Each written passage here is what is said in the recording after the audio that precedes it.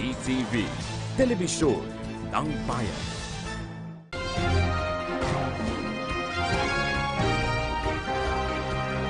Pilipinas, Mayor Rodrigo Roa Duterte.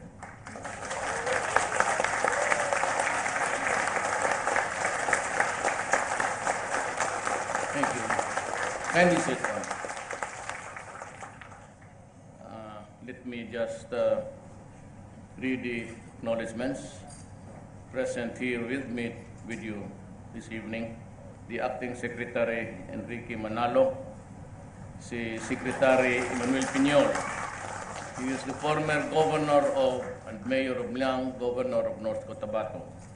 I got him as the Agriculture Secretary because really is a farm boy. Alam niya ang arithmetic sa farming. And he's doing great. I'm sure that within the next few months, bumubunga na yung ginagawa niya. And I have full trust in him. I am sure that he will improve the agricultural sector of our country. Si Secretary Delfin Lorenzana is of Ilocano ancestry, but he grew up in Cotabato City.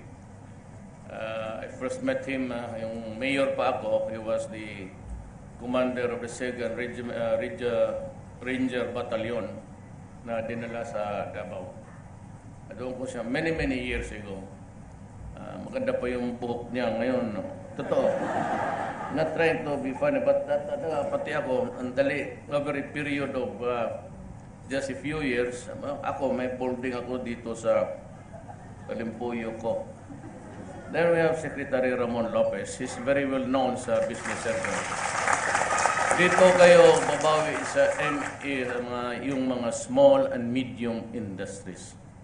Expert siya dito, yung Go Negosyo, ni Joy Concepcion. Dalawa yan silang dalawa. Private sector. At kinuha ko siya. And kung gagamitin lang ng Pilipino ang pera na hati-hati nating lahat. And with the coming aid of coming from China and Japan, we would be improving our lot in the next 2 or 3 years. May makita na po kayo. And we have Secretary Roberto Martin Andanar. And we have Secretary Herbugenes Esperon Jr., National Security Advisor ko. And we have, of course, Senator Vicente Soto, Tito Soto. Itbulaga hanggang ngayon. I think it's the longest noontime show sa buong Pilipino. In the world. Yeah, maybe. Ito. Wow. But 38 years. Just making the Filipino happy. And still, pinakamatagal rin na senador, one of the longest. And I'm sure that tumatanda na kami, he has a son, I think. Tatakbo ng konsehal sa Vice Mayor sa Quezon City ngayong kasing Jose rin ang tatay niya. Nagpapaligaya at tatrabaho sa bayan natin. Si Senator Alan Peter Cayetano with the wife Lani. Lani, si Mrs. Cayetano is the mayor of Taguig. Dala-dala ko po rin dito si Director General Isidro La Peña sa PDEA. At yung Secretary Salvador Panelo, ang presidential, siya lang na ang naiba, kulay. Ganda ng ano niya.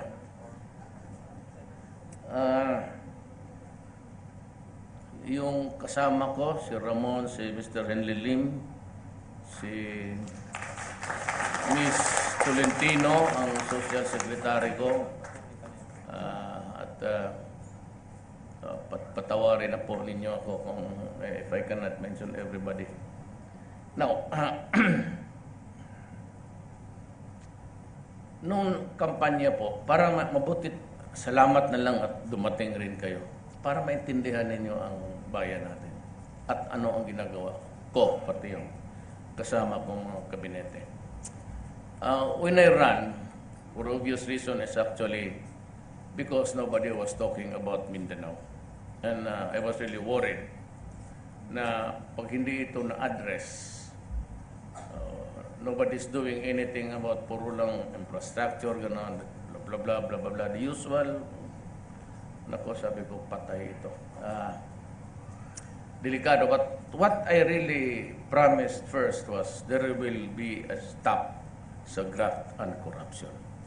At maasahan po ninyo, there will never be graft and corruption in my government. Hindi talaga. Kasi magkahiyaan tayo nito because I promised the people. And when I promise something, kung ano ang sinasabi ko sa publiko, talagang ginagawa ko. Mayor pa ako nung. Pag sinabi kong ganon talaga. Magkahiyaan na tayo o magkalit-silitsi ang buhay ko. But pag nagbitaw ako ng salita, yung mga taga Davao, alam nila yan. And I'm just a ordinary mayor of a small city in Mindanao. Nasa Mindanao pa. But kung kayong nakapunta ng Davao, if you've been to Davao, you understand what I'm saying. Davao is enjoying at a fast rate of development. And would you imagine it's enjoying a growth rate of 9 economic growth, which is the first time na nakakuha ng ganun ka. And Davao is really making good. Except for yung terrorism na talagang iko-control natin by hook or by crook dito. But anyway, I fired so many, marami na po. Yung LTO, pati LFTRB, which is really the prone agency sa corruption, asked about 92 officials to resign. Sabi ko, wag na lang tayong magkaso-kaso, wag na lang tayong magsigawan, mag-bullshit dyan. You resign because kung hindi, I'll be forced to file cases against you. And marami po ang iba, and recently, even a guy who was with me since 1988, during the campaign, when I ran for the first time as mayor, talagang sinabi ko, you leave the government. He was just an appointee for about how many months? Hindi nga umabot ng 5. Kaya ang warning ko talaga, of course, itong dito sa SK, wala ito, mga billionaire, nabi ko na, the first whiff of corruption, pagka medyo may nagsingaw, let's go separate ways para wala nang duda-duda ang mga tao. And I'm committed to really do that. Ngayon, kung mauwi kayo sa Pilipinas, wala na yung bukas-bukas sa mga maleta ninyo. I do not prohibit it. So, the only thing that is really not lacking, needing what needs to be done, is for the Filipino to be assertive.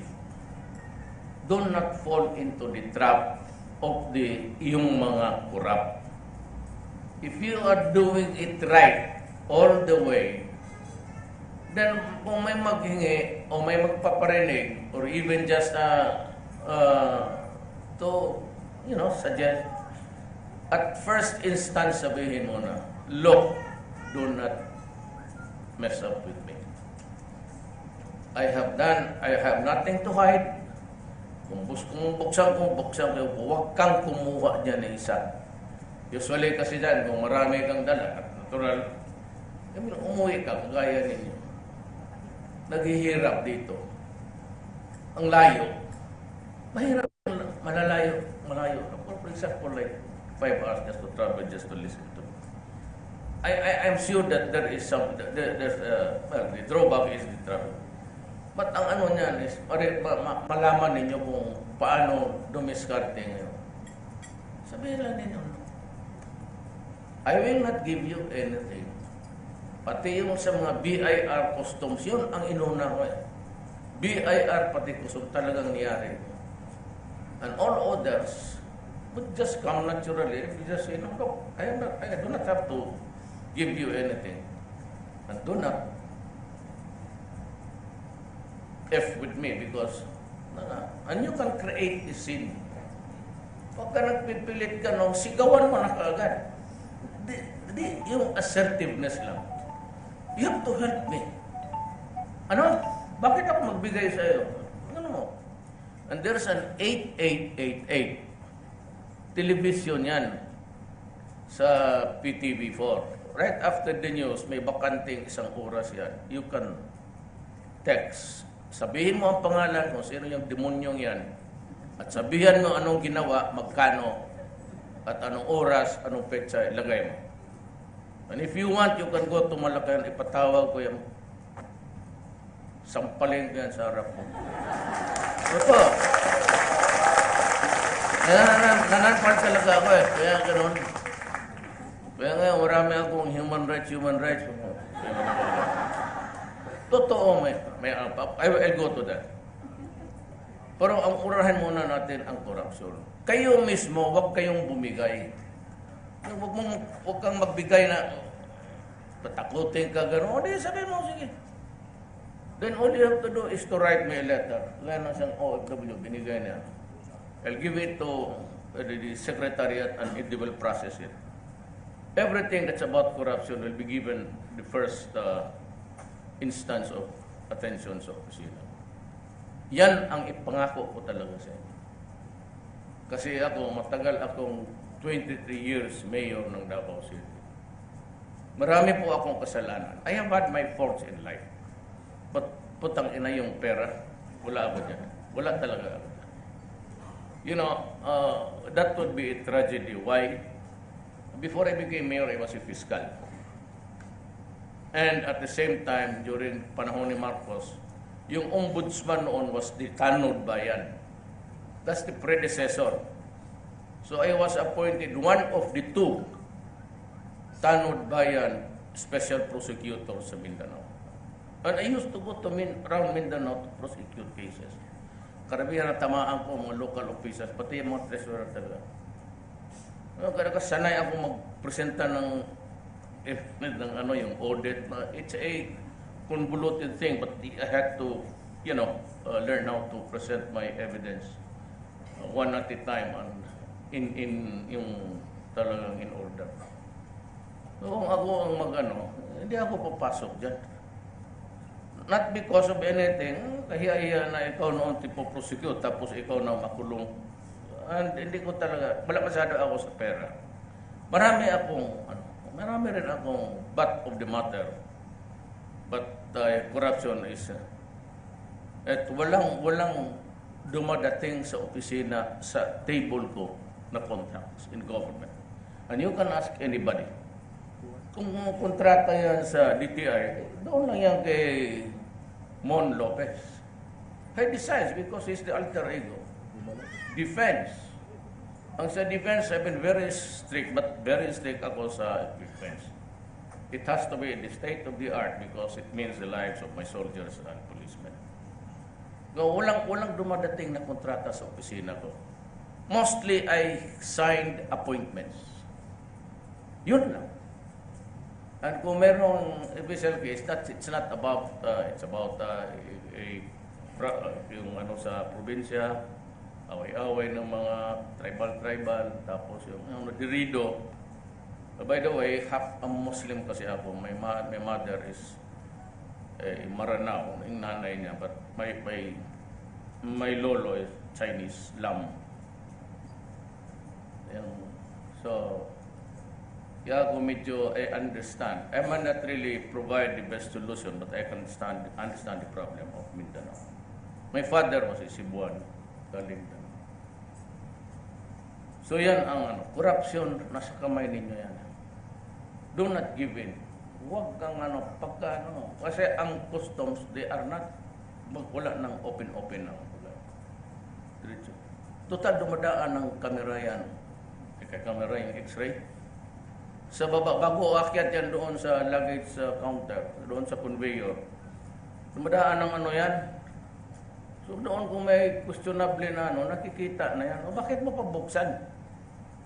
Kaya ang hindi ko lang madisiplina talaga, hindi taga-gobyerno, yung mga taxi driver, yung mga 1, 2, 3 nila, yan ang mahirap because it is not really under, hindi ko matawag, hindi ko masipa.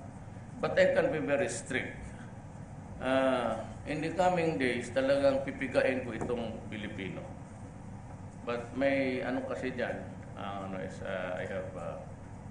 Now we go back to my promises. The second is I will suppress drugs.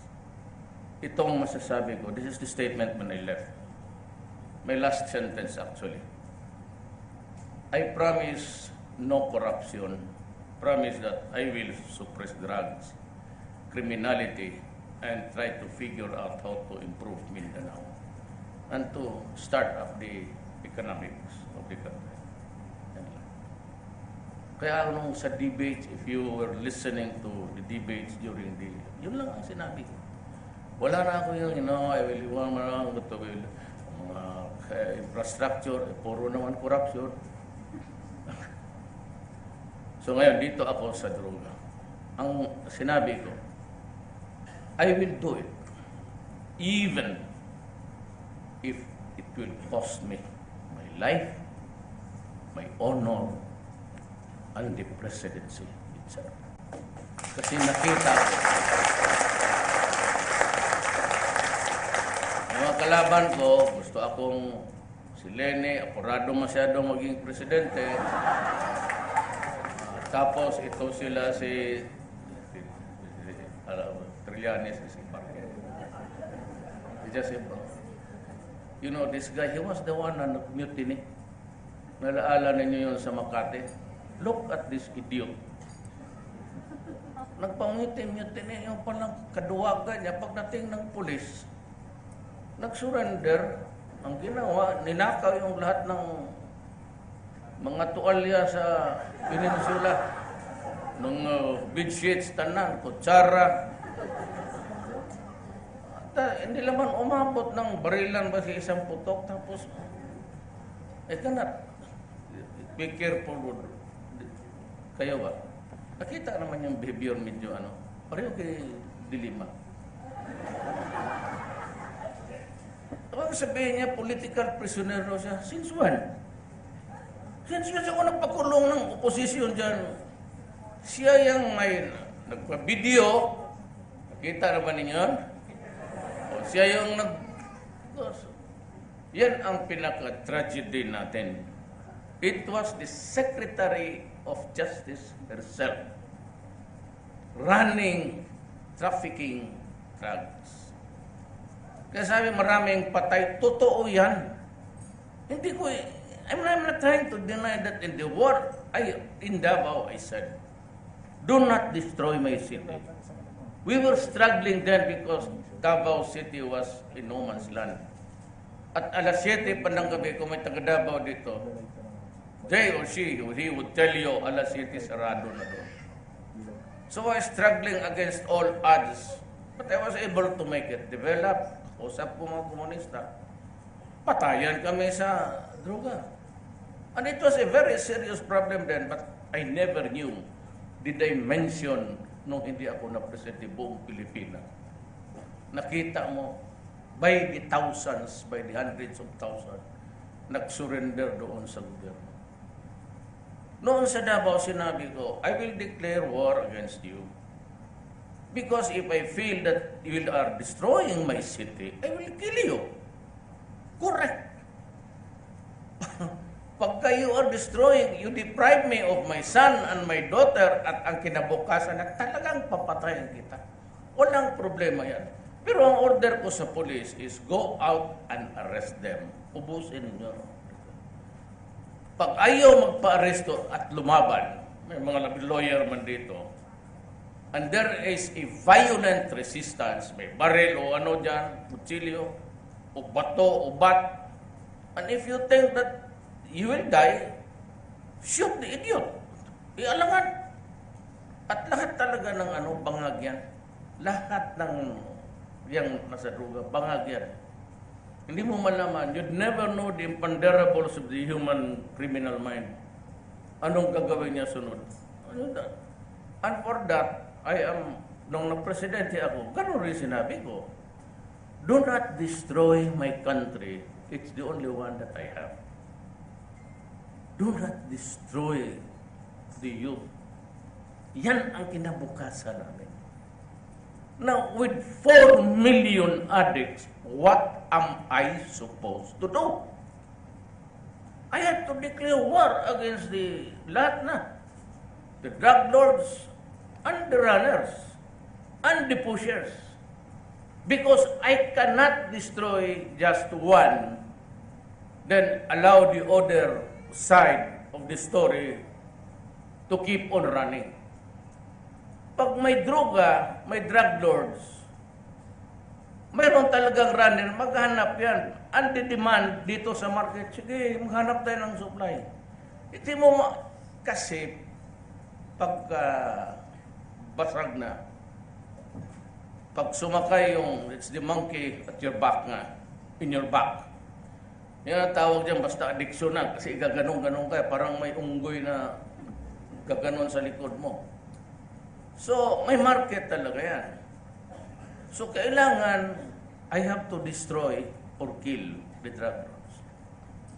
And I have to go after, kasi kung ang droga nasa warehouse lang, walang nagpapabili, wala.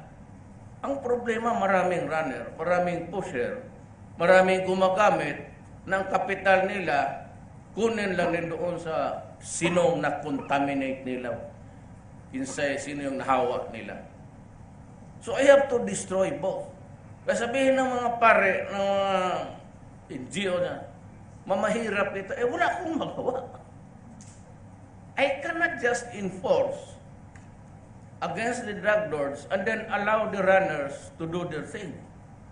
No, kung pagka lumaban yan, wala na talaga. Ang order ko patayin, pagka lumaban. Alang-alang naman, police ko ang titignan ko. I have lost to now almost 37 soldiers and about 32 policemen. Araw-araw yan, may isang patay na police, isang patay sundalo. Drug. Because sa Mindanao, it's fuel, ang nagpo-fuel ng doon, ang pera, ang shabu. Everybody is encouraged to produce shabu para magkuha ng pera. Itong terorismo ngayon, yun ang pinakadelikado. Kasi yung terorismo, ang ISIS had already acknowledged Hapsilon as the leader of the ISIS.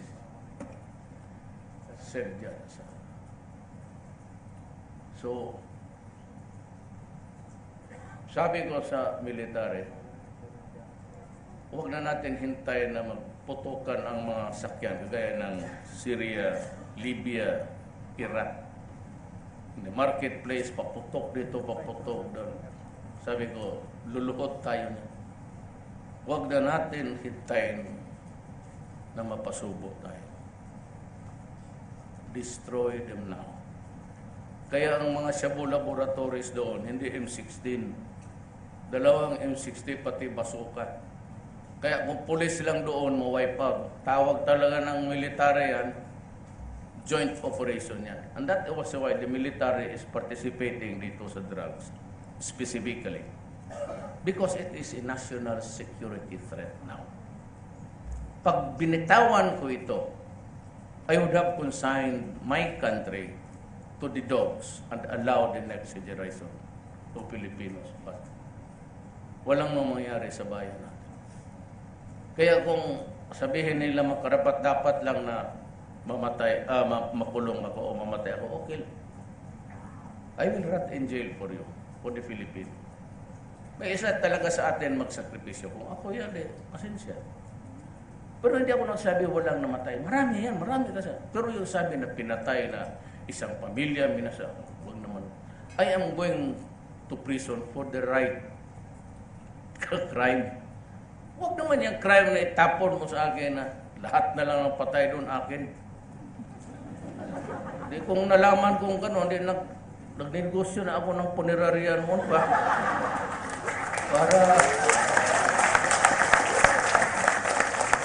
Totoo yan, sabi nila. Marami talagang mamatay. Marami pang mamatay na sinabi ko. I will not stop. It will continue until the last drug lord in the Philippines is killed and the pushers out of the streets. When? It will take me until the last day of my term, so be it. If I go to prison for that, so be it. It's my destiny. Maybe God just gave me, I'll make you president, but you are very good for 2 years and you will be killed. Fine. Or you are only good for another 6 months, then you get ousted. I became a president by destiny. Ang mayor ko lang na sa akin, si Aimee, si Abet, sa anak ni Ted Garcia, Bataan, pati sa isang mayor sa Mindanao. Hindi ko lang masabi yung pangalan kasi bumaliktad dahil sa pag-ibig nung nakaraan namin. Tatlo lang ang wala akong congressman, wala akong barangay captain, except Davao. At wala akong pera. Ngayon, Pilipino man kaya naman. So, bakit nanalo ako? Because I was carrying the right message. Alam ko gusto ninyo ang bayan ninyo gaganda. Ang export natin, I made the correct decision. Hayaan mo na yung Amerikano, hayaan mo na yung mga pro-American dyan. Hayaan mo na yung CIA kung gusto nila akong patay. Okay lang yan sa'yo, pasabugin nila yung aeroplano ko. Total, marami naman kami.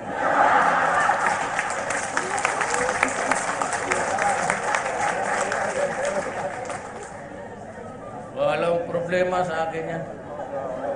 Basta gagawin ko ang dapat kong gagawin.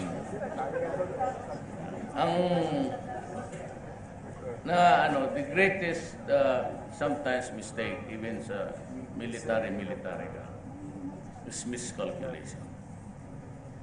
Hindi nila, na-miscalculate nila. Akala nila siguro, takutin nila ako ng preso, tapos si Obama titindig sa harap dyan na alam mo, you can go to hell. Tapos, sikat pa ako ngayon kasi pinutang-ina ko yung mga leader mo. Putang-ina nyo. Hiningi ninyo Bakit kayo nakikialam? That's the problem now. This European EU Parliament, basahin mo yung nila. Tingnan mo ang proposal sa pinag-usapan ako. Tingnan mo ang mga putang ina niya. Pag-propose sila na lahat na lang ng addicts, wala nang patayan, bigyan na lang. Kung shabu, bigyan ka ng shabu. Kung heroin, bigyan ka ng... Kung cocaine, bigyan ka ng cocaine. Magpunta ka lang sa isang center. You know, you guys, I'll talk in English. Do not impose your culture or your belief in what would be a government in this planet. Yeah? Do not impose on other countries, especially us. Ito no, paborito nila itong mga ASEAN countries.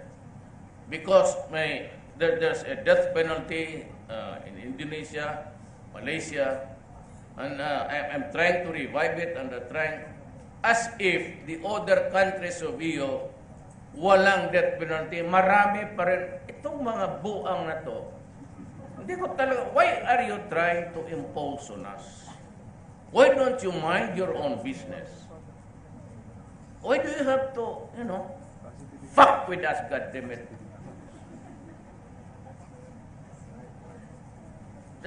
Pero mo magpo-propose ka, tingnan mo ang Time Magazine ngayon.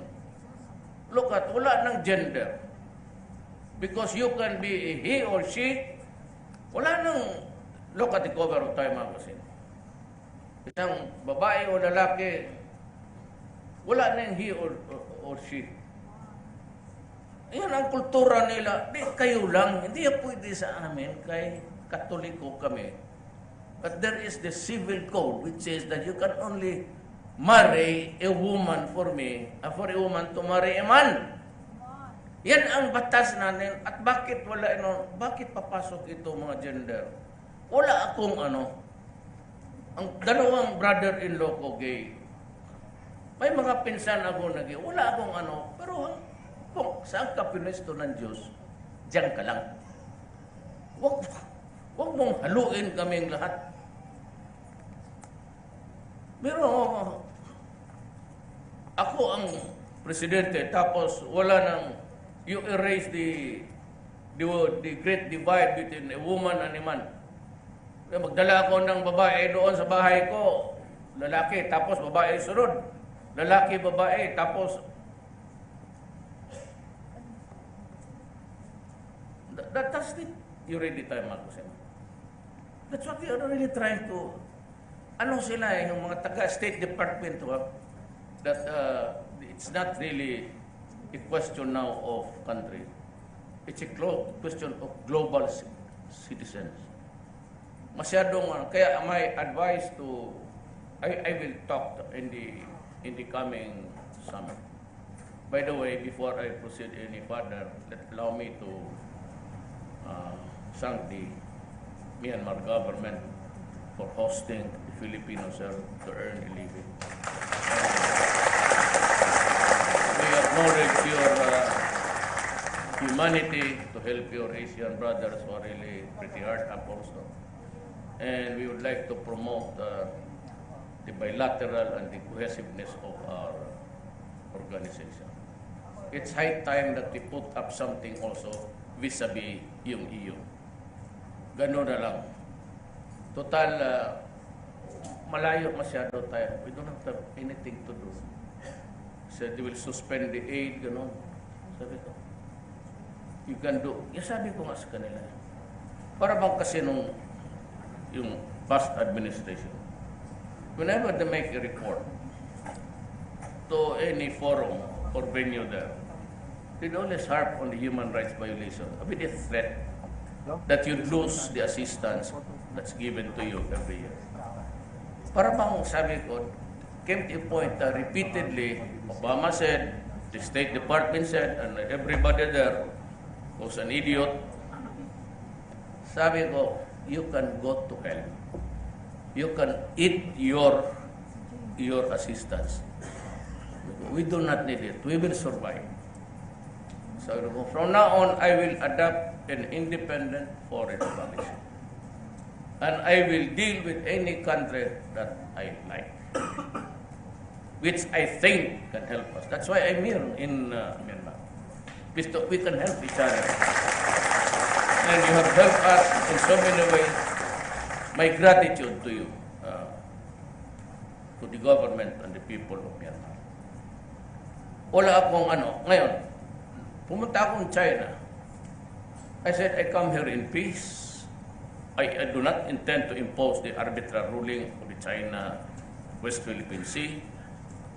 But I would like to tell you now that during my term, there will be a time where I have to confront you about this paper, the arbitrary. It will not go beyond the four corners of this document. Now, kung ang China magkuha na sila ng mga oil, mga uranium, or whatever is inside the bowels of the sea, kalabitin ko siya, ako mo rin may-ari yan. You claim it by historical right, by judgment, I won, and it's mine. But I will not insist on sovereignty or anything like that. It is not within our territorial waters.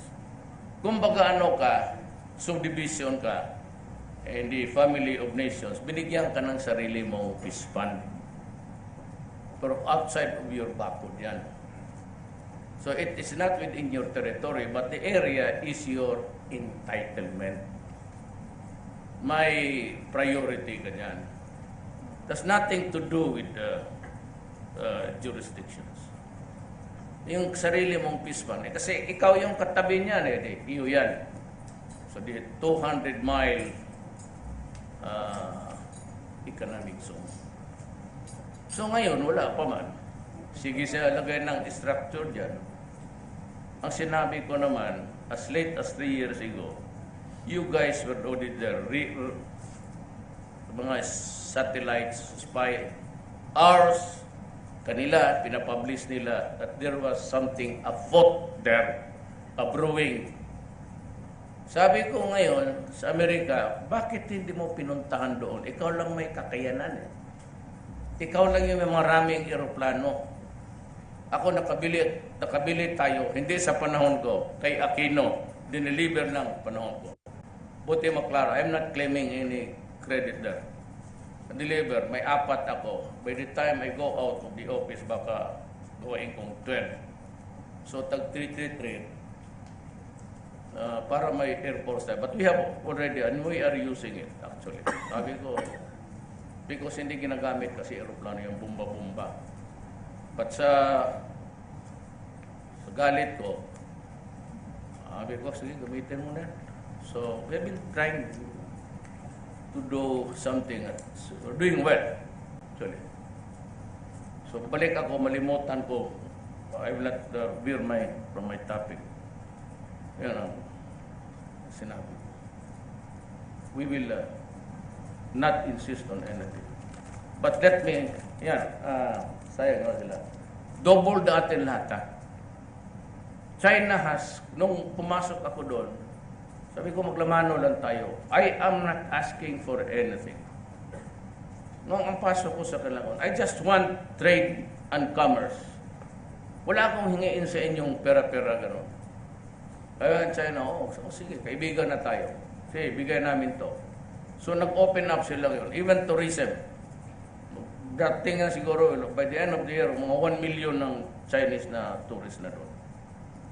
Noon, sinara nila. No Chinese could go there. No citizen of that country could go to the Philippines. Ngayon, ang pineapple, noon binara nila sa quarantine because doon tayo nakadikit sa Amerika. Lahat ng pineapple walang kita. Sirado. Ngayon, kulang. 100% increase sa pineapple importation. Lahat mangga. And they keep on repeating it. Kung anong ipagbili ninyo, if it is not in good quality, we will fix it to be acceptable quality. Padala na lang ninyo, kami na ang mag-qualify para sa quality. Saan mo makakita ng gano'n? So, we had about 30 billion, all in all.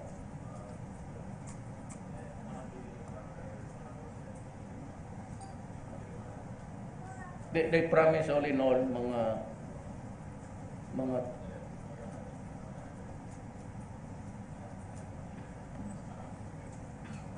biro mo, gawa sila ng 2 bridge sa Manila, libre. Grant. So, traffic masyado. Sabi nila, kulang kayo ng 2 bridge. Magdagdag kami ng 2, gratis. Ayaw mo pa yan? Ang Amerika, magbigay marami. Puro tungkat. Yung laruan na tungkat. Mariusep. Bigyan ka armas, magbili ka, hindi naman i-deliver. Kasi yung aeroplano, walang mga missile kasi baka gagamitin sa kudita. Ako na ang naghahingi, gago.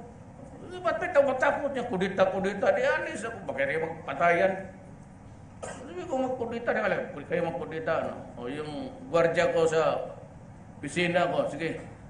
Shake hands kayo. Sinong gusto magmembro ng punta? Dyan, di niya. O kami na ang magpatakbo. Sige, inyo na. Uwi na ako sa Davao. Kudita. Ibigay ko sa inyo. Patayan mo sundalo. Kaya tinatanong niya ako kung am I extraordinarily or inordinately proud of being president? I tell you. So you ask for another question, another answer. I do not need it at this time of my life. Takbo-takbo pa kasi ako, tapos loko na. Ngayon binilang 6 years, mabuang ako niyan. Mayor, 3 years lang, gusto ko nang matapos. I mean, I should have retired actually. Kasi si Inday, yung anak ko, ang mayor. Okay man yun. Kasi talagang maasahan mo. I mean, si Inday, maasahan mo in times of, nakikita mo, bugbog pa ng sirip, rap-rapan. Inday ko talagang pwede kong maasahan. Kaya, had it not si Inday pumayag na tatakbo. Ayaw na kasi magtakbo yan eh. Ayaw na talaga niya. Sabi niya, nababastos lang ako dito sa pagka-mayor ko. Wala naman akong nakukuha. Sabi ko, dahil hindi ako tatakbo ng presidente. Sabi niya, di mo, wawag. Na-pressure siya. Marami nang pumasok. Talagang pressure siya para tumakbo. Alam mo ang totoo niyan? Nandiyan pa sa file. Pakita mo sa kanila mo. Alam mo si Inday, June 30 kami lahat naman public official. Alam mo pagka July 1, nag-file ng resignation. Nandiyan kay Bong. Pagka na lang talaga itong Inday. Para lang tatakbo ako, sabi niya, sige, takbo akong mayor. Nag-oath kami, lahat. Reason why dyan eh. Kinabukasan, nag-file ng resignation. Sabi niya, maghanap ka na ng mayor mo. Anak ng witeng talaga ito si Inday. Nandiyan on file. Tingnan mo, pakita mo sa nila pagdating natin. Bong, taguan mo lang yan, Bong. Ngayon, first time ko sinabi siya, in public, ngayon lang. At talagang hindi ako papayag na magtakbo na maiwan ko ang dap. Sayang, pinagod ko. Ayaw niya. Kasi kapagod, babastos ka na, manuntok ka pa ng tao, mambugbog ka pa ng sirip. Pero Inday would be a good sa Davao. I don't know any other office. Pero paasahan mo si Inday. Under pressure. Kasi kung kaya niya nanay niya paiyakin, pati ako, pag yan ang mamutang inawat, tahimik kami lahat. Ako naman, ito na tumanto. You know. Anak mo eh. Basta ako tatalikod na lang. So sanay na sanay siya ng gano'n. Sumasagot talaga eh. Baski nung maliit pa. Pero maasahan mo. Times of problema sa tao, maasahan mo. I'm not praising my daughter because that is what she is. So yan, ekonomiya natin. Dubli-dublado tayo sa China. Ngayon, itong construction dyan, sabi ko nga, kasi dapat yun napaan. kung gusto ninyo pigilin, bakit hindi ninyo pinuntahan doon? Supporter. Diba? Ganyan Sila yung may mga aircraft carrier, sila may mga battleship. Bakit hindi niyo pinuntahan doon? Tapos, huminto kayo kasi this is international waters. Of course, the entitlement belongs to the Philippines. But international waters yan eh. It's beyond the 12-mile limit, certainly. Bakit hindi niyo pinigilan? Ngayon, mandyan na, problemahin ninyo kami na, sige, punta kayo doon, sabihin natin, amin to. Hindi ko talaga maintindihan ang takbo. Tapos yung human right, binibira ako. Pero si President Trump, okay kami. Okay kami ni President Trump. And I can assure him also of our friendship and cooperation. Walang problema yan. Under the Trump administration, I will give all, whatever it is, short of yung, sabi ko, yung military alliances, ayaw ko na niya. Hindi natin kaya. Hindi natin kaya. Why do we look for trouble? Bakit pag hindi ako nang punta-punta ako dyan para makipag-away lang? Ito, lock talaga sa 1.5. Wala man tayong magano na klase yung nandyan sa kanila ngayon. They are really almost in parity na sa tabla na ba? Parity na sa armas. Huwag tayong maghanap ng away, hanap buhay lang. Someday, but not now. Militarily, wala talaga tayo. So, but we have this, I'm facing the Communist Front, na-suspend, tapos kaya gusto na nilang magipag-usap. Kasi nag-suspend sila, there were certain provisions that they were arguing about doon sa Rome. Bigla na lang nagsabi itong NPA na komunista na yung ceasefire unilateral na dineclare nila lifted na by February 10. But February 4, they were already killing, slaughtering my soldiers and my police. Kaya tinawagan kong, kinagabihan sabi ko, resume tayo. Ngayon, sabi lang mag-ceasefire sila. Sabi ko, well, ako, muna. Tingnan ko. Bigyan mo ako ceasefire that is reduced in writing so that we can establish the parameters. 1. 2, kasi sabi nila, pumapasok daw yung military, pati polis, sa mga teritoryo nila. No. Sa sobrang babad yun. Ako ang may-ari ng buong Pilipinas, representing the Republic of the Philippines. Hindi ako papayag na may teritoryo na hindi amin. Akin lahat yan, hindi kayo. It's not for you to claim.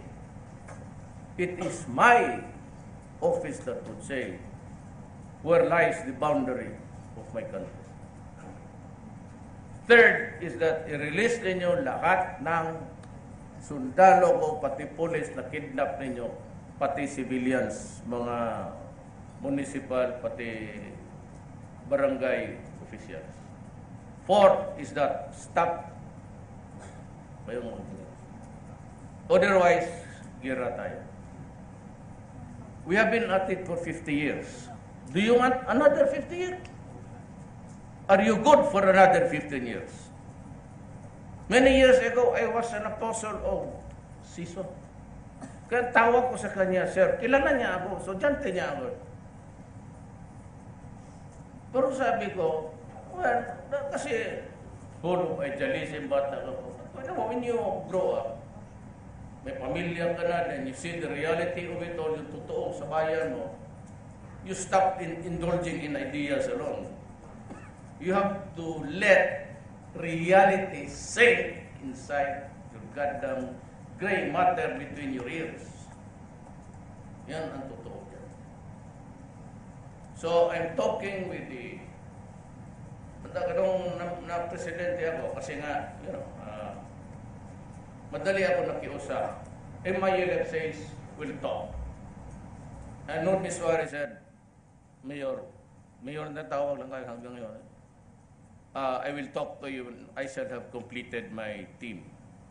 Correct. So medyo stunted. Ang hindi ko kontrolado ang terrorism. And the greatest problem kung maplansya ko lahat yan is terrorism and drugs. Yung iba, but remember this, and I am addressing the nation right now kasi BIM ito international. If you do not give to the Moro people, it's not because ang lola ko, wala ako na nandito ako sa gitna. For after all, I said my father was a Cebuan. If you do not give yung hinihingi nila na structure of federalism, we will never find peace. You know why? Accept the fact that before Magellan came in sa Leyte, many years ago, 100 years ahead, Mindanao was part of the Sri Visayas Empire of the Malay race, kasama yan. Naagaw ng Espanyol.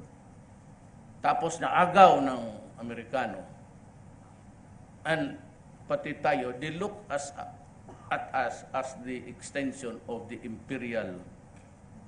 Kaya yan, unitary type yan. Tayo lang ang nagpaiwan na unitary.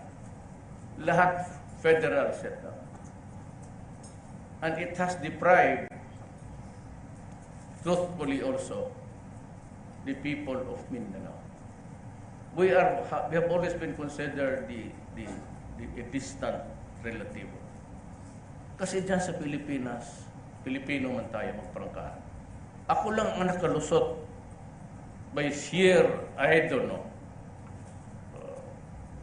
Diyos siguro, ako lang ang nakalusot na hindi pilig-pilig sa Maynila. Alam mo dyan sa Maynila, kung mamatay ang presidente o sino papalit, yung elite. Yung elite. Kamay ko, mga elite lang. Mga politiko na traditional, tawagin yung mga yayaman niya kung sino, magkano ang dito, 50 million.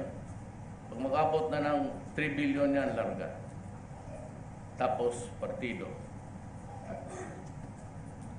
Mga elitista, sila lang. Yung mga, pangalan itong putang ng grupo nito. Sila lang yan. Sino ka, yung anak ni ito, si Maski bubukot, sige lang, wala. Puro yung mga na yumaman noon, hanggang ngayon, dito, barado sila talaga sa akin. Barado sila kasi kita mong mining, pinag-upakan sila ni sirado lahat. Sabi ko, makialam dyan, trabaho dyan. Ang sa totoo dyan, yumaman na kasi. Sino may mari ng mga minero dyan? Do you think, look at the names of the owners of the lahat, pati yung mga TV networks. Yung may-ari ng istasyon, ang mga sister companies nila, may-ari ng mga mina. Kaya bakbakan ka talaga. Ngayon, kung maniwala kayo dyan sa kanila, bahala kayo. Basta ako tahimik, ako trabaho kasi hindi naman ako makapag-re-elect. I'm not anymore available for any re-election. I just do my duty. Tingnan na lang yung pagkatapos. Pero hindi ako bata-bata ng may-ari ng mga istasyon. Kaya bira sila, mati yung newspaper kita mo. Tapos itong Inquirer, pati ABS-CBN, yun yung nagbasura sa akin, 211 million. Itong sabihin ko sa inyo, marami kayong kaibigan. Because they cannot make it public. Baski na sabihin mo gusto mo. They cannot, unless it is really the ombudsman. Kung wala akong perang ganon. Kung sakali man may maglabas yan, anybody is authorized in the government, pati si Trump. Galing na sa bunga ko, buksan ninyo. Kung may ari ako ng ganon kalaking pera, magre-resign ako bukas. Yan ang guarantee ko sa inyo. Ilabas na nila kung ilabas. Total, maraming kontrapartido na pwesto dyan. Ilabas ninyo kung magkano. Kung meron ba akong tuhan, wala akong pera ganun. At sabi ko, kung may ang anak ko, si Mayor, o yung Vice Mayor, o yung anak kong si Sebastian, ang racket dyan, babae lang. Walang ginawa niya ngayon, mag-artista na. Sige lang mo. Dalawa na ang apo ko dyan, iba-iba ang nanay. Kaya ako naubusan ng pasensya dyan. Hindi ko nga malaman kung saan. Tanong ako sa mga security, hindi daw nila alam. Kaya one time, before ay ganito, total covered ng national. Sabi ko, hoy, Pastor, nasaan ka? Magpakita ka. Kasi nasaktan ako yung anak niya. Tinanong ko, saan papa mo? Sa trabaho. Sabi ko, love ka ng mama ko, pati mama mo. Siya, hindi. Mama lang. Kaya ako talagang maybe off my rockers that moment. Init yung ulo ko sa yung ipinalabas mo sa mundo, sagot mo yan. Ngayon itong ibang lalaki na basta iwanan na lang. Ang babae yung maiwan, yun ang magtrabaho eh. Wala nang suporta, wala lahat. Ako, dalawang man asawa ko, pero okay man lahat. Oo. Baski pag inauguration, nandoon, dalawang. Ano ba problema niya? Hindi, no, truthfully, it is not really, I hope I do not mean to offend the women. It's not about you, it's about the children. Para sa ako. Kaya maghiwalay-hiwalay. Sige, baski saan ka, huwag mong galawin ng anak ko, magpatayan tayo. Di ba natin mawala yung marital, walay-walay? Oh, walang problema yan. The door is open for you to go out. But do not touch with my children. Iba yung anak. Talaga, mag-asawa kayo ulit. Pero huwag ang anak. Ang anak talaga sagrado yan. Kaya yun ako nagalit sa sagutin ka na ang mama lang. Si Papa hindi. Kano eh. So yan ang short story ko sa inyo. I'm not delivering a speech. I'm really talking to you. Pag mura-mura na ako, that's not a speech actually. Something else. But usually I prepare a speech. But I won't read it because hindi ako nagbabasa ng speech. And usually I said, I'll just talk to you today. I will not deliver a speech. Mga kababayan ko, ang ating bansa at ilang araw na ay lalagos na ganito. I'm not the type na I just start by saying, babayan ko ito, mga putang inan to. Walang ginawa kung hindi guluhin ng gobyerno. Okay, the best thing is really, if you want the truth, go home and find out what's happening to our country. At least makakalakad na kayo. And in the coming days, when I shall have completed it will be peaceful. And your children can go out, and your sister and brother, and they will be safe. Ngayon pa lang sinabi ko, kikinig pa rin ang mga gago, huwag ko kayong makita sa labas. Kasi sa labas, sa luneta, ang pasyalan, para yan sa mga taong matino, para sa mga anak namin. Kayong mga kriminal, huwag kayong mapagkita. Pagdadampot ko kayo, mabuhay ang Pilipino.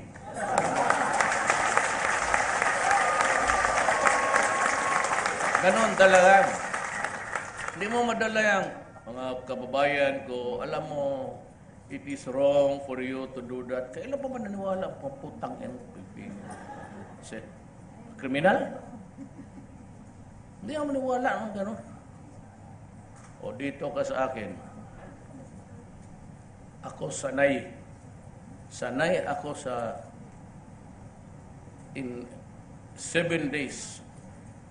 The very least ako, 3 beses ako noon sa altar. Hampas ang nanay ko noon. Child abuse. Pwede ko i-demanda yun, kaya wala pang batas yun. Kung anong mahawakan, baski ano. Kaya sabi ko, short of really a God-given task. Akong sabi ko, sige, sabi ng Panginoon Diyos, wala kang mga pera, pero papanaluhin kita. It's your destiny. Bakit?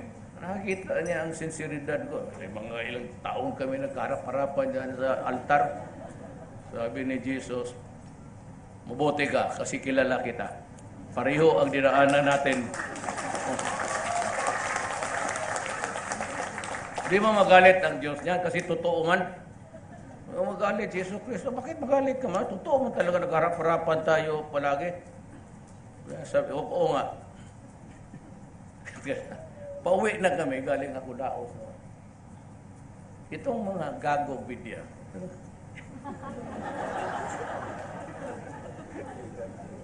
Ang unang tinanong, imbis magtanong kung anong nangyari sa kalaki ng gastos nito, you know, I have to go here. Because we are the host. Chair ako ngayon sa ASEAN Summit this year. So I have to go around and find out kung anong gusto.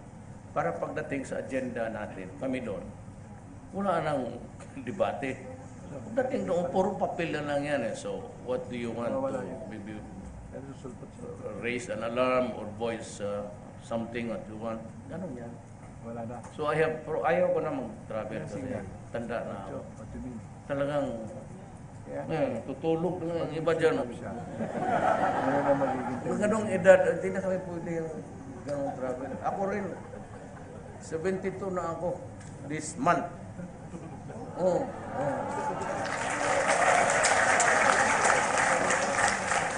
But I have to do the rounds because it is needed.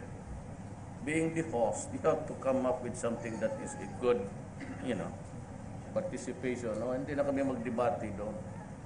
If at all, yung interface na lang namin with Russia and America. I am not, anak kong sa second wife ko na Amerikana yan kasi citizen. Filipino yung tsura, pero doon pinanganak yung. I'm nothing against the Americans, except yung kay Trump, nung pagtawag ko, President-elect Donald Trump, this is Rodrigo Duterte, and yes, I know, I've been expecting your call. You're doing it right. That's son of a, they're destroying my country with drugs. That border they're in, hindi ko na nagsabi. Those guys in the border, this country, that is true, Mr. President. Yeah, you're doing it right. Keep it up. Kaya ngayon, tanungin ko, nung previous president, masama ako na tao. Papakulong na ako ng buang eh. Ito naman isa ngayon, tama ka. Gagawin ko ngayon kasi, tapos binumura yung, alam mo na kung sino yung kapitbahay niya doon. Ano ba talaga dito sa buhay? Ano bang asal na gusto ninyong sundin ko?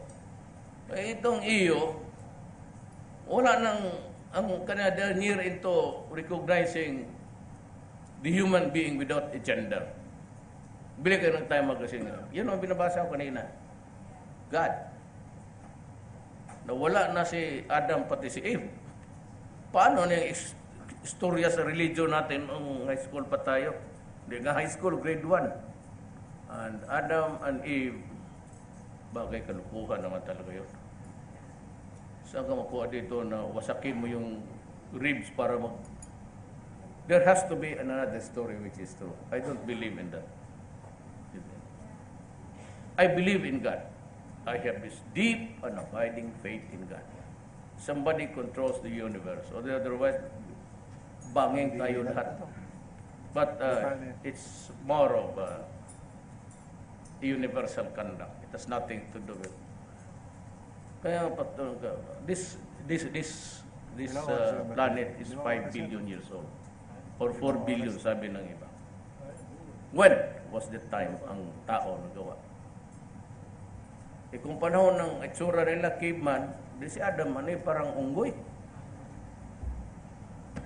Kaya hindi ako maniwala ng pero pati yung heaven and hell. Sabi ko, maniwala niya. Sabi nila, ang Diyos, alam niya ang beginning, pati end mo. But in the meantime, sabihin rin ng simbahan, may free will ka. Bakit gagawa ang Diyos ng tao only to consign the human being to hell? What's the problem? Why do you have to create man and then create hell? Why not destroy hell and allow men, human beings, to be happy? Ang religion kasi, that's the source of the conflict actually, of the killings in the world. Because hindi tayo magkaintindihan. Alam mo, it's religion. It's a very contentious one. Kaya sabihin mo, may religion ka, yes. Anong religion mo? God. Period. Ako, tanongin mo ako. Anong religion mo, Mayor? God. Where is he? Somewhere. I cannot point to space because there is none. But there is a God. Yan ang ano ko. I don't know if you'd agree with my pero hindi makapaniwala eh. 5 billion years old. Kailan ang tao na gumising? Nung ayaw ko kasi yan. Nako, I do not mean to. Kasi ang asawa ko kasi nung tumakbo ako, ang kaya kong i-rent na aeroplano, yung karagkag, yung mura, wala man ang pera. Kung may mag-donate na medyo malaki, mag-rent ako ng araw na yan para makalipad ako sa ibang probinsya. Minsan, punk out.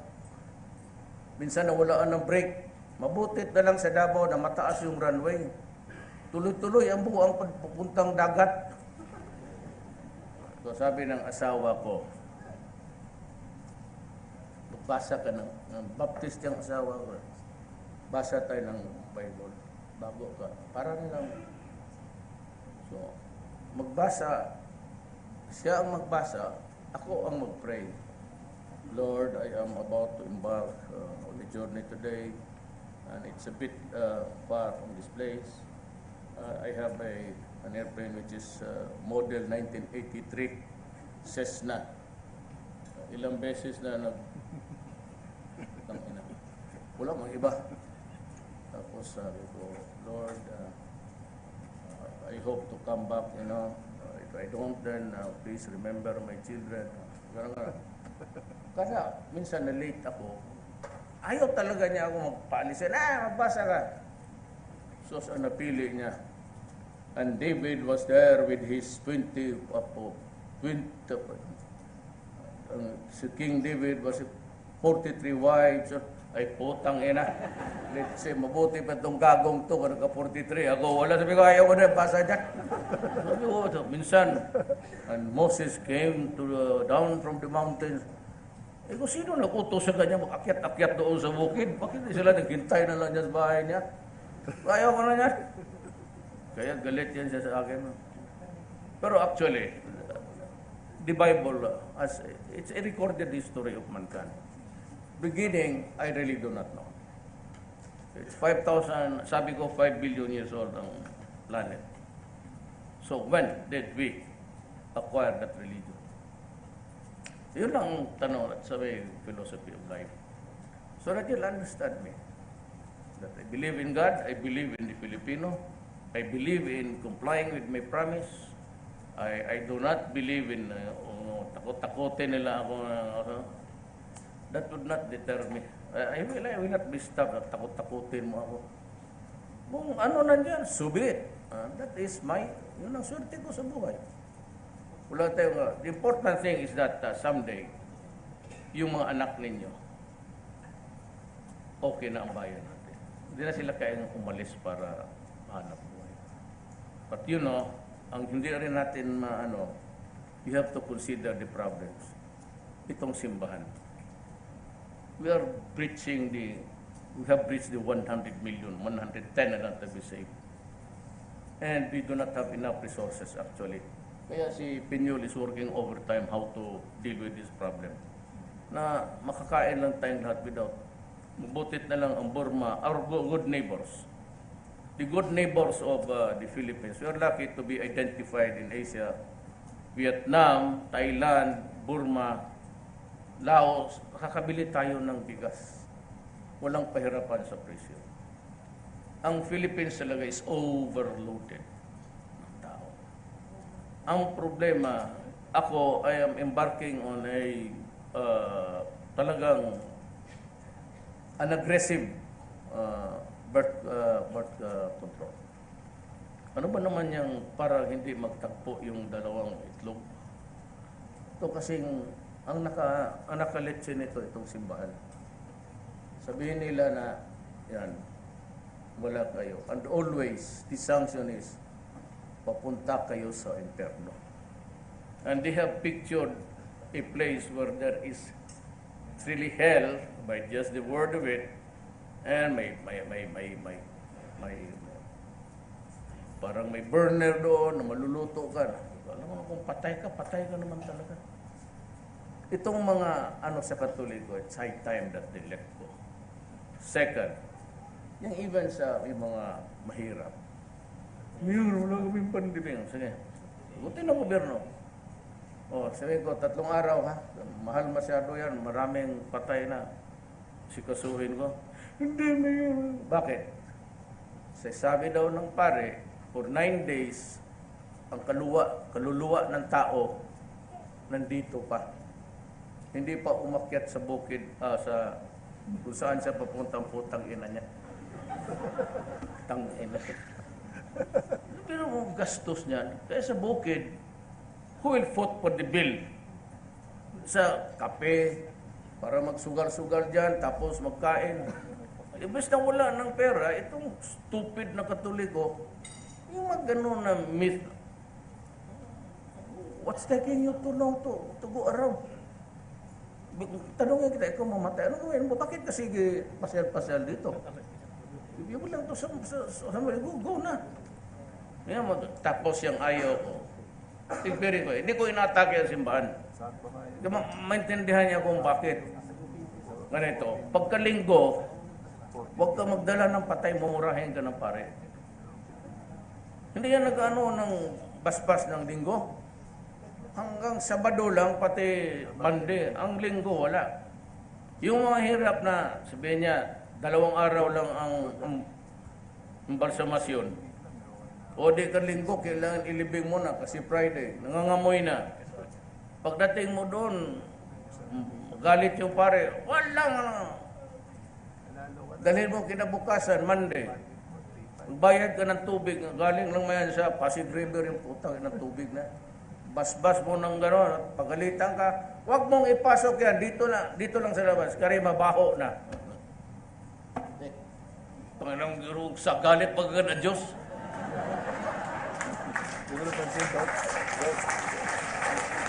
Then nagka-cramps ako, kanina pag gumaganon ako.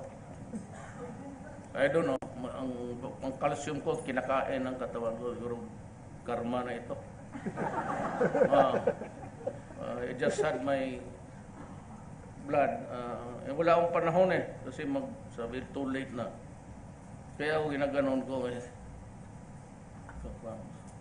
I don't know, may mga doktor man dito. Ang calcium ko kinakain, ang bilis. Kaya may crap ako gumaganon ako kanina. Pero sigurado baka nagalit na rin yung kikinig dyan. Pero, God, if you are God, kindly be just a little bit just to your creation. Sumusubra rin kasi. I'm telling you this because that is what is contributing to the misery of the Filipino. We are just too many with not so much resources. I have here a visitor, our visitor, si Henry Lim. He has perfected the hybrid. Yung mabuti sama-sama siya. Yung, ewan ko, kukunin niya dito. Ilang hektarya lang, mas marami ang yield and a little bit resistant to. You know why? Marami kasi ako isabihin sa inyo pero walang panahon. Balik na lang ako dito next month siguro.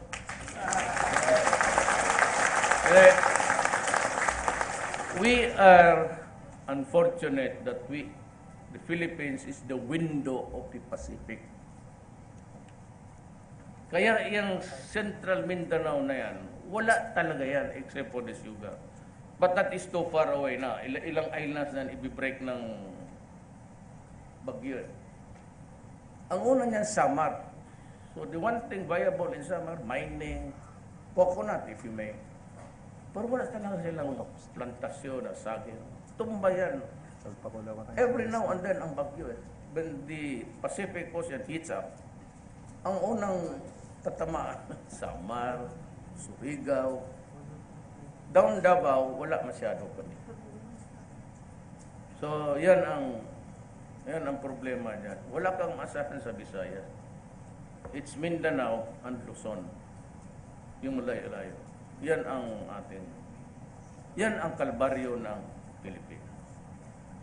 We are the window. First to be hit. So, may isang, sige lang nak, balang araw, doon ka na magtrabaho sa, we should go for something like less population para ma-manage ang consumption. And of course, the economy, yung eskwelahan, ang medical, wala talaga. The last December, I released 1 billion para lang yung sa mga tao na hawak ng reseta na walang mapuntahan.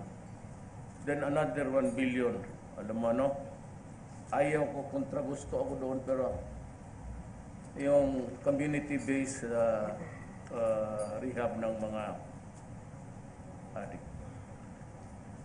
Remember that shabu use, constant use of shabu, 6 months to 1 year, alam niyo mga sabi ng forensic, shrinks the brain. If the brain is already shrunk, rehab is no longer. Remember. Kaya para ako nag-rementada dito kasi alam ko pag nagsira na ang bata, lahat ng yan ang ayaw sa itong OFW. 1/3 ng mga anak ng OFW are into drugs or somehow contaminated with drugs. Ang statistics naman very high. Yung mga OFW na mga anak, usually, karamihan yung sa malayo na lugar, they fall prey to victims of criminals. Ngayon, maalaala ko, hindi ko pwedeng sabihin sa inyo kasi it will generate. Basta maalaala ko na lang na ang tatay na sa one of the countries there sa Middle East and the other is another country. Tapos nagkatrabaho itong dalawa just to raise the money to finance even the just living, not just existing, not even living, and barely to finance the school. Tapos mahulog lang sa ang mga anak nilang ginagastusan nila. It's tragedy. Yan ang sama. Kaya ako galit dyan kaysa mga durugista. Putang ina, dyan ako galit sa inyo. Alam mo, nabasahin mo na kung anong nangyayari sa ano. But something I would like to share with you, but I cannot. Because sabihin ko sa inyo, pagbaba ko, dyan ako galit. Putang ina ninyo, ang hirap na dinaanan ng nanay pati tatay. Just to be separated from the family, from the children, is already a tragedy. Tapos ganon, dahil sa droga, kaya ako galit. Kaya maintindihan ninyo ang rage ko kasi ako anak lang rin ng mahirap. Maybe kung umabot ako sa ganito, Diyos na yan. Kanyang, diskarte niyan. Pero, ako, paano yung mga kababayan ko? Naghihirap doon. Nakita mo, sabi doon, matulog lang sila. 3 to 4 hours. Kasi pag hiraman ka ng yung anak na may asawa, hiraman ka doon, trabaho ka. Tapos hiraman ka pa ng sister-in-law. Palinisin ka lahat. Kaya it's almost uniform yan. Wala silang tulog, 3 to 4 hours, and maya nasabihin ko sa inyo kung kaya talaga ako talagang as in galit ako. bakit ba si Duterte, may anak ba yan nagtugan? Walang anak ko nagtugan. Pero mayor ako as a father of a city, I have encountered problems na gano'n. Kaya patawarin talaga ninyo ako, talagang mainit ako dyan. Anak ng waiting. Kaya kung kayo na wala hindi pa pumasok dyan, you can lose your pants and your life. Telling you, stop it. You want people alive? Nobody's dead. Drop the shabu now and our country will be peaceful tomorrow. Pero kung ganyan pa rin kayo, there will never be, walang hinto to until the last day kung saan ako nilagay ng Panginoong Diyos. 2 years, until 2 years, last day of 2 years, talagang uupakan ko. Wala akong sabi.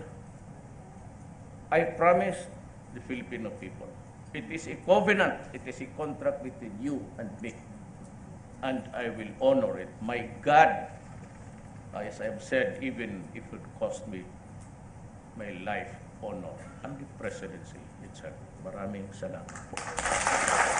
Maraming salamat sa atong presidente. Mangyaring magsipagtayo po ang mga sumusunod para magpakuha ng litrato kasama ang presidente at ang kanyang gabinete. Tables 1, 2, 3.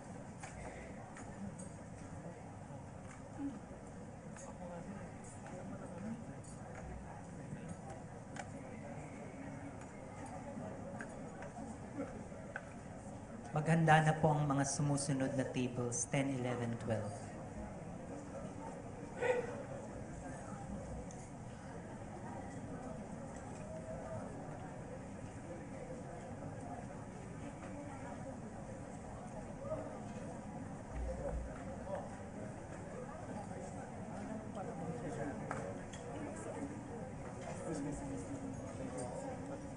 May we request tables 10, 11, and 12 to please be ready.